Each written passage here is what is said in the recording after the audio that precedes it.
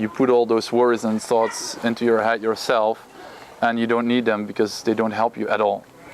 At all. Ananda Marga teaches meditation and other techniques for personal development, as well as, and we also do social service. We run schools, children's homes. We do disaster relief. Our disaster relief team, AMERT, Ananda Marga Universal Relief Team, has responded to many of the major natural disasters in the world of late. And actually we're very highly regarded in the relief community for the work that we do. And we also do various community development projects, as well as having yoga and meditation centres around the world. I was first introduced to Ananda Marga when I was a uni student and living in Sydney, and there was a women's retreat on, and I went to that retreat. And during that time there was a number of different groups represented. There was Christian women and social activists, and I think women from Hare Krishna, born again Christians, a whole conglomeration of different people came together.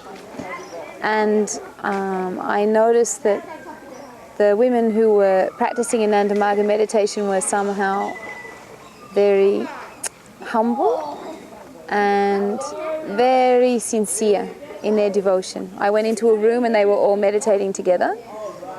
And there was women outside at the beach looking at the sun setting and all different things happening around the camp, but the room where they were meditating was very still, and one woman was just in her meditation, she was crying. And I could see she was deeply in love with something.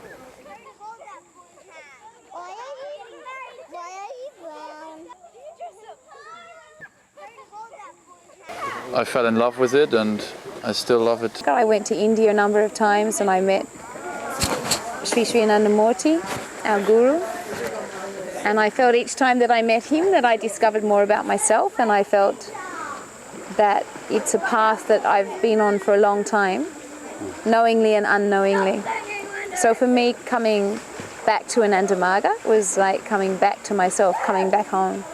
The guru of Ananda Marga, Baba we call him, was just so loving, and he was so concerned about every human being and every form of life on this planet. Whatever it is that you need to do that, you have that association, so that memory comes back, and that's the link with smell. The real meaning of the guru is that a self-realized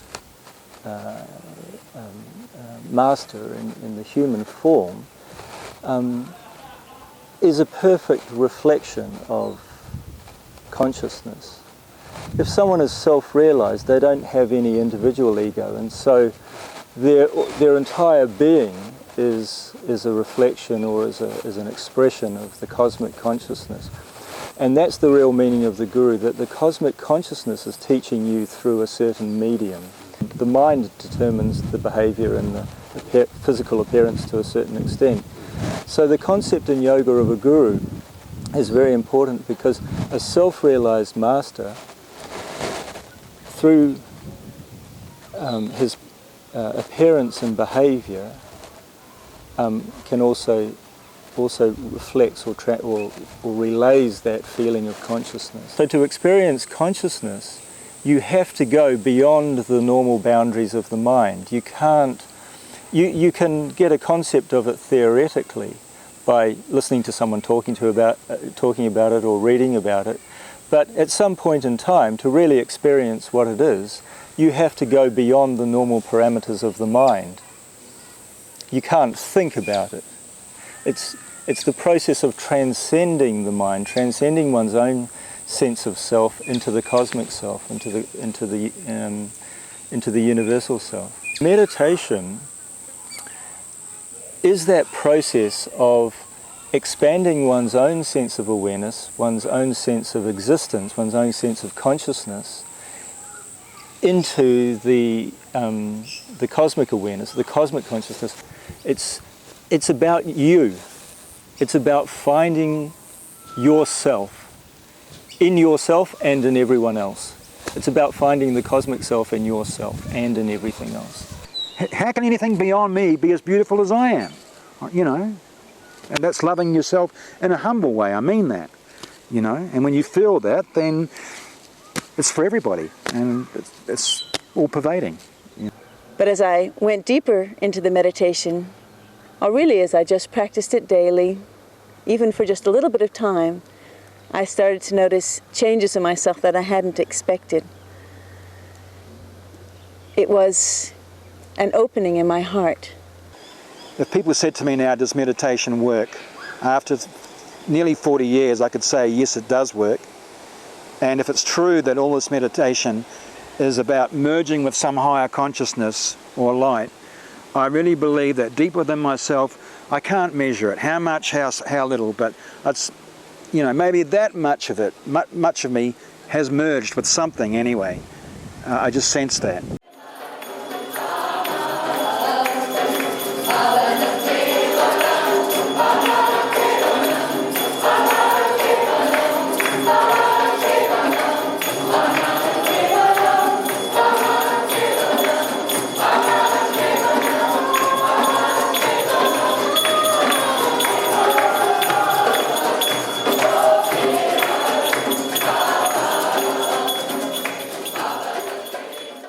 I love kirtan very much. So everybody together kirtan is very powerful and beautiful.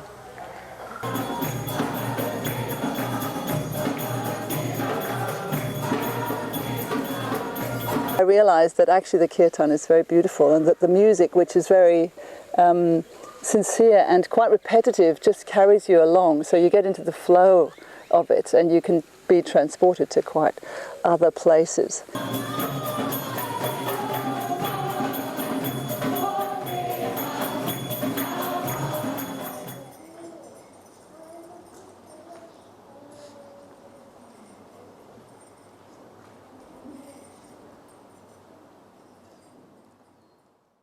Consciousness is the absolute or the fundamental existence of the entire universe. Everything in this universe is an expression, a manifestation of consciousness. Everything exists in and of consciousness. The benefit, both personal and social, of having an expanded sense of awareness, I feel, is invaluable to oneself and to the world. It's well, in fact, more than that. It's inevitable. It's where we're all, according to yogic philosophy, it's where we're all heading. It's the aim of life. It's the goal of life. You know, Baba used to say, our Guru Baba used to say that the primary goal of life is to realize oneself, to realize oneself as the cosmic self, not as anything limited, but as the infinite. And this, I believe, to be the essential answer to the world's problems, as well as the personal search. Obviously it's the consummation of the personal search, but it's also the answer, the essential answer to bringing in a better world, to working for a better world. The big emphasis on social service, social change, not just personal change. It's combining the two. The motto of Ananda Marga is self-realization and service to humanity, service to creation. So it's learning to have a balance between the two of your own personal self-development, but also not neglecting society's needs as well, and working the two together. My first introduction to social service was when Mother Teresa came and visited my school when I was 10 years old. It was an amazing visit that had a deep impression on me, and one of the message I got was, to do service, you really have to surrender yourself. You have to give something. You have to really offer. You have to go the extra mile. It goes not just into soup kitchens and welfare work, but socio-economic and political change as well. We have a socio-economic theory, Prout, which is about a political, social solution to the world's problems, not just social service. Prout is an acronym for the progressive utilization theory. It's sometimes been loosely described as spiritual socialism, but It also has good aspects of capitalism in it as well. You know, normally when you see a guy dressed in orange, you think about very aloof spirituality. I came from a background and a family of yoga and vegetarianism, but really when I had the opportunity to learn Ananda Marga meditation, I felt a much deeper sense of spiritual connection. It was immediate and it was enjoyable, and it was like a personal laboratory of sorts, a laboratory of the mind, where I could go deep and reach fantastic levels of consciousness. The uniform is a label. It says, I'm here to help. Tell me what you need. What more beautiful experience can you have in life is to stop worrying about yourself and have faith that you'll be cared for. But that's the beautiful thing about meditation too. You just love to serve. The service enhances the beauty of your spiritual life and your own being even more. Neo-humanism means the culture of love for all people and all things, all animals, all plants, not only on this planet, but in fact throughout the entire universe. So the most expanded concept of neo-humanism is universalism. There are so many resources on this planet that are inequitably distributed. And that is to the detriment of the people that have a lot, as well as the people that don't have anything or that don't have enough, because it degrades the mind of the people that have a lot. If you have a lot of wealth and you don't know what to do with it, your mind will go down. So it's to the detriment of those people, as well as to the detriment of those that don't have the opportunity to even think because they're struggling so hard in their lives to get the basic necessities. Same thing, no change, and it's getting harder. It ain't proper when you gotta hang on every dollar. Enough wealth in the world to fulfill the need, but ain't enough to satisfy one man's greed. That's why we bleed. Humanity's perceived separate from the checklist. I find it's a very holistic and comprehensive lifestyle. It's a practical lifestyle, which is what I really wanted to find in my life. And also, while practical, it has a very inspiring and highly elevating philosophical base. And I really enjoy their particular, I suppose, practical take on spirituality and the way that it can be translated into, I suppose, modern language. And there's still, Sanskrit terms and a particular language that's used, but, in discussion it can be translated into easily to understand terms. And I really like that, the way that you can say anything you want and disagree with anything you want, but that there's no judgment or no pressure. I enjoy that. The ideal that our Guru gave us is essentially the human ideal, or the human goal. It's inherent in everyone. It's the search for infinite happiness. We all want that perfect peace and contentment, that perfect happiness. Everyone's searching for it in one way or another. Whether they know whether they know consciously or not that whether it's conscious or unconscious, that they're searching for the infinite, for something that we can call the infinite or consciousness or whatever. Everyone's searching for the same thing. It has been life-changing in a very positive way, and I'm very happy. So everything's good. Yeah, I'm from Holland, by the way, and from the universe. Well, according to yogic philosophy, it's inevitable that we will all attain that state of blessedness, of oneness with the Supreme, of oneness with the cosmic consciousness at some point in time. Ananda Marga philosophy is a philosophy of extreme positivity, because there's no concept whatsoever of ending up in the wrong place forever.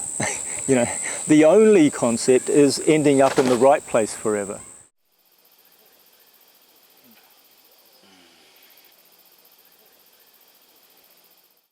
I feel very content, which I think very few people have. Someone that once described contentment as having an excess of happiness, in the sense that I'm not wanting anything. I'm not feeling I have to do something. to become more happy or to get what I want to become happy. I'm already there. It's just a matter of working out what I can do for other people. And even though I'm not there from a spiritual point of view, I still have a long way to go.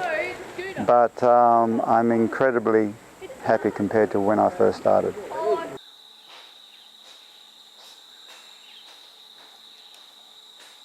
Through doing regular meditation, and that you become more aware of everything around you, and through that you can see how is a proper way of living your life, and you give yourself a solid foundation for living your own way of life. Yeah, you gain that strength, and you don't feel like you have to conform to suit other people's needs around you. Through the inner development that you gain through the meditation, you get that ability to understand yourself and the way that things are working around you. And I feel that Ananda Marga has a very valid mission in bringing the true concept of spirituality to people. And this, I think, is very important because I think we've been confused about what spirituality is for so long, and we haven't really, in general, I don't think humanity as a whole has really gotten to the core of what it really is and what it should be. I firmly believe that, for example, if even just 1% of the people on this planet were meditating every day, this world would be an entirely different place. The more people that learn meditation, the better, of course, it is for themselves, but also the better it is for the entire world. Meditation. That's the reality.